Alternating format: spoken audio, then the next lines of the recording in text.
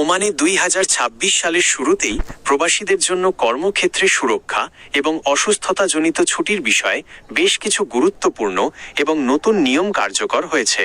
ওমানের social protection fund SPF এবং শ্রম মন্ত্রণালয় এই নতুন প্রবিধানগুলো জারি করেছে।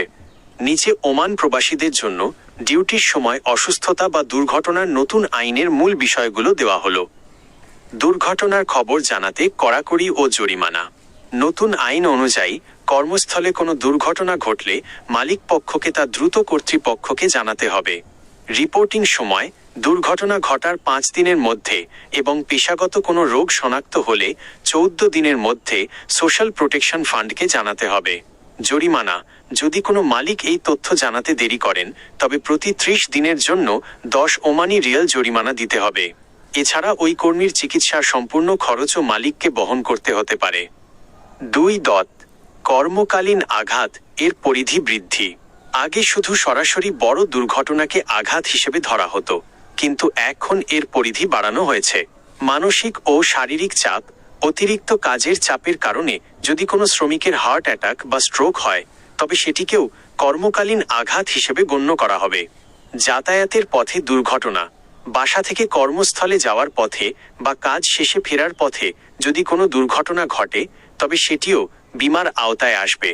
শর্ত থাকে যে রাস্তাটি আপনার নিয়মিত যাতায়াতের পথ হতে হবে। 3. অসুস্থতাজনিত ছুটি, সিক লিভ ও বেতন। 2026 সালের জুলাই থেকে অসুস্থতাজনিত ছুটির নতুন বীমা ব্যবস্থা সিক লিভ ইন্স্যুরেন্স প্রবাসীদের জন্য পুরোপুরি কার্যকর হওয়ার কথা রয়েছে। অসুস্থতার কারণে ছুটিতে থাকলে নির্দিষ্ট হারে বেতন নিশ্চিত করার জন্য মালিক পক্ষকে বীমার কিস্তি 1% জমা দিতে হবে।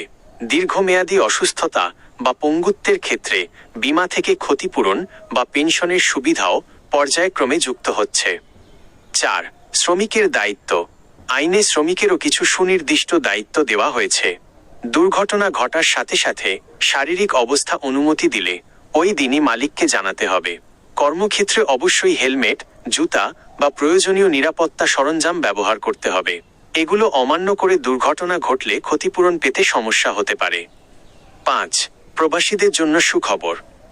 2026 সালের এই নতুন প্রবিধানগুলোর ফলে এখন থেকে ওমানি নাগরিকদের পাশাপাশি প্রবাসী কর্মীরাও সমান আইনি সুরক্ষা এবং চিকিৎসা সহায়তার দাবিদার হবেন। এর মাধ্যমে মূলত মালিক পক্ষের গাফিলতি কমানো এবং শ্রমিকদের জীবন বীমা নিশ্চিত করার চেষ্টা করা হয়েছে। মনে রাখবেন, আপনার আকামা বা ওয়ার্ক পারমিট বৈধ থাকলে আপনি এই সমস্ত আইনি সুবিধা পাওয়ার অধিকারী। কোনো সমস্যার সম্মুখীন হলে আপনি সরাসরি মিনিস্ট্রি অফ লেবার বা সোশ্যাল প্রোটেকশন ফান্ডে যোগাযোগ করতে পারেন। আপনার কি ওমানের কোনো নির্দিষ্ট কোম্পানির কাজের বিষয়ে অভিযোগ আছে, বা আপনার বর্তমান অসুস্থতা নিয়ে কোনো আইনি পরামর্শ প্রয়োজন? জানালে আমি আরও সুনির্দিষ্ট তথ্য দিতে পারবো।